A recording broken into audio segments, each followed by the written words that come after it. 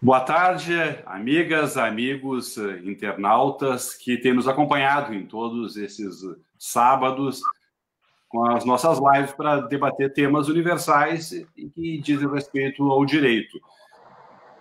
Hoje, mais um sábado, 17 horas, nesses tempos difíceis de pandemia, estamos aqui com uma convidada muito especial, que é a doutora Adriana Vieira. A doutora Adriana Vieira é doutora pela Universidade de Florença, Universidade do Estúdio de Firenze, em Direito, e doutora em Sociologia pela Universidade Federal da Paraíba. E hoje ela é professora do programa de pós-graduação e dos cursos de graduação da Universidade Federal Fluminense. Com muita alegria temos ela aqui, mais este sábado, para conversar comigo, com a doutora Cristina Pezela, quem eu saúdo, doutor Ricardo Camargo e o professor mestre doutor Lucas Bolzan. Professora Adriana, com a palavra para a sua saudação inicial. Seja bem-vinda, é uma alegria tê-la conosco para discutir esse tema, que é, enfim, atualíssimo. Direito e antropofagia. Existe uma cultura jurídica brasileira, então, ao longo das 2 horas, nós vamos debater esse tema, justamente do esforço de compreender a realidade brasileira e o fenômeno do direito aí dentro dessa nossa preocupação em construir uma cultura, uma civilização democrática. Professora Adriana, com a palavra, seja bem-vinda. Eu que agradeço, Paulo, esse convite. Em tempos tão difíceis, são convites como esse que mobilizam a gente a pensar. Foi muito bom voltar a mexer nos papéis. Como você sabe, estou terminando um artigo, inclusive muito por força desse convite. Então, agradeço muito. Foi um prazer também conhecer Cristina, o Lucas, o professor Ricardo Camargo, que já tínhamos nos conhecido muito rapidamente. E é sempre um prazer imenso poder discutir, né? A gente aprende nesses diálogos, assim. E para essa provocação inicial, eu acho que mais difícil do que saber se existe uma cultura jurídica brasileira é saber se existe Brasil, né? Saber o que é o Brasil, que sonho é esse, que tipo de identidade nacional se produz, se produziu, e se ainda vale a pena querer produzir, né? E se o Brasil ainda quer isso. São questões imensas, lindíssimas, e que dizem respeito a todos nós, né? Estamos todos nós envolvidos nessa luta. Então, é uma alegria e um desafio debater com vocês. Muito obrigada. Obrigado, professora Adriana. Nós comentávamos ainda antes, né, justamente a inspiração do Oswald de Andrade, em 1928, na Tarsila do Amaral. Foi uma mulher que inspirou a partir das pinturas dela. Foi ela que primeiro começou a trabalhar a ideia da antropofagia. E justamente a partir daí o Oswald de Andrade identificou essa ideia de absorver as culturas dos demais povos e tentar criar uma identidade nossa. Então, eu vou passar de imediato a palavra para o professor Ricardo para fazer a sua indagação, referindo que, como de hábito, depois da pergunta do professor Ricardo, da resposta da professora Adriana, o professor Lucas Bolzan irá coordenar os trabalhos, onde ele fará referência aos comentários, às perguntas dos internautas, e, portanto, na segunda sequência, depois que a professora Cristina fizer a sua indagação, a professora Adriana já vai poder levar em conta aí as considerações dos nossos internautas, que sempre, com muita alegria, com uma forma muito efusiva, tem acompanhado. Ao longo da semana, mandam mensagens. São 2, 3, 4 mil, enfim, pessoas, homens, mulheres aí, que, enfim, nos acompanham e que participam ativamente aí das nossas lives. E, portanto, a quem nós saudamos mais uma vez, agradecendo aí pelo acompanhamento, pela parceria. Professor Ricardo, com a palavra aí, por favor.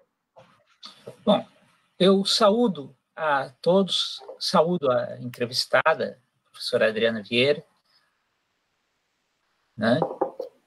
Saúdo o Paulo Torelli, a Cristina Petzela, o Lucas, com quem tenho encontrado toda semana, o Tiago, que nos tem dado um baita suporte técnico aqui. E devo dizer, né, quantos venham a esta live, né, ainda mais num período em que são abundantes os eventos virtuais, né? E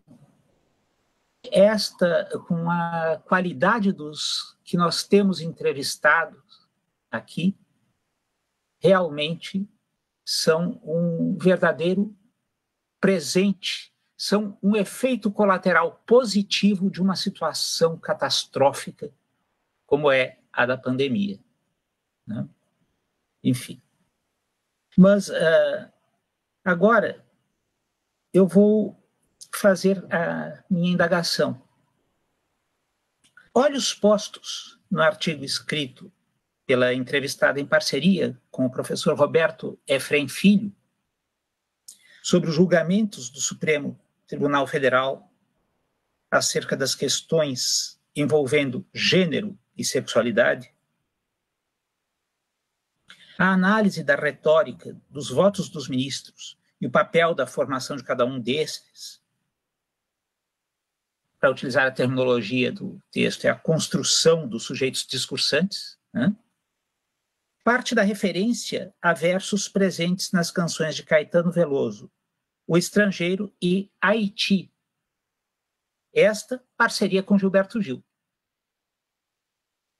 nos quais comparecem traços discriminatórios tradicionalmente presentes nesse tipo de conflitos e evoca ainda o papel de Caetano em um contexto de afirmação da música popular brasileira, surgido de uma geração que crescera a partir de um projeto de Brasil gestado desde o governo provisório do Getúlio Vargas, baseado no tripé que caracterizaria a sociedade brasileira como mestiça, cordial e uma democracia racial.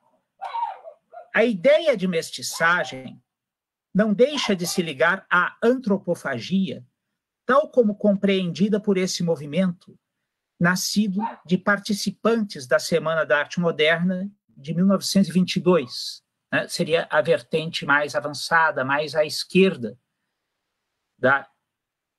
dos partícipes de 1922. A vertente mais à direita veio a concentrar-se no verde-amarelismo e, mais à direita ainda, integrantes deste movimento acabaram por fundar a famosa Ação Integralista Brasileira, a versão tropical do fascismo, né? Com laivos católicos. Pois bem,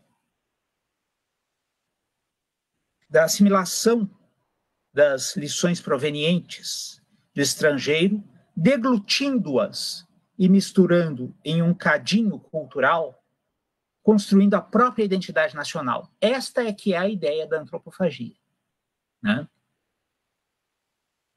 A própria parte musical dessas canções não deixa de ser, ela mesma, uma demonstração da absorção de uma linguagem desenvolvida, sobretudo no início do século XX, pelos vienenses Arnold Schoenberg, Anton von Webern e Alban Berg, linguagem com a qual Caetano e os demais integrantes do tropicalismo tiveram acesso a partir das lições tanto de Hans Joachim Kohlreuter quanto do seu discípulo Walter Smetak, ambos europeus que se radicaram no Brasil para lhe dar uma feição própria. Aliás, só um pequeno parênteses, um dado pessoal. Eu cheguei a conhecer pessoalmente o Walter Smetak. Ele residia em Salvador.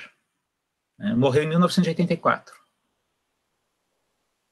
Pois bem, embora se fale na mestiçagem como característica da sociedade brasileira, a hegemonia branca comparece como traço de realidade que põe a mestiçagem em condição de naturalmente destinada à subordinação, à obediência, a um ser que pretenda receber o merecido castigo. Embora se fale na cordialidade e se dê a esta o sentido comum de cortesia, está reservada a quem seja visto como merecedor de ser galgado ou convidado ao pedestal das autoridades, ao passo que aos demais somente a força, ou legalmente estabelecida ou arbitrária.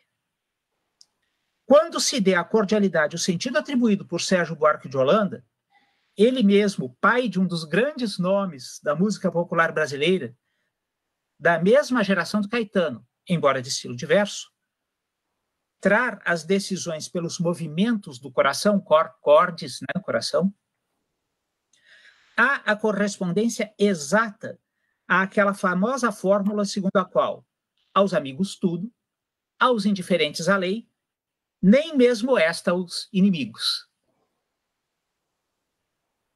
Quanto à democracia racial, a expressão encobriria o extremo autoritarismo da sociedade brasileira, que se construiu basicamente a partir da estrutura agrária baseada no latifúndio e explorou o braço escravo, primeiro do nativo das diversas nações autóctones, chamadas genericamente indígenas, e depois dos integrantes de diversas tribos de sequestrados da África. Antes de escravizados foram sequestrados. É bom lembrarmos disso. Todos esses dados viriam a comparecer aos votos de cada um dos ministros do Supremo Tribunal Federal ao examinar temas que tocam diretamente à exclusão ou inclusão de direitos, de que são espécies tanto os que se fundam em raça, convicções políticas, religião e convicções filosóficas, que não são objeto do artigo, quanto os que se fundam nas questões de gênero e sexualidade, são objeto do artigo. Pois bem, a questão da absorção de modelos de corte, técnicas de julgamento, por mais tentadora que me pareça, e esteja presente no artigo comentado, prefiro deixá-la para um outro partícipe desta live.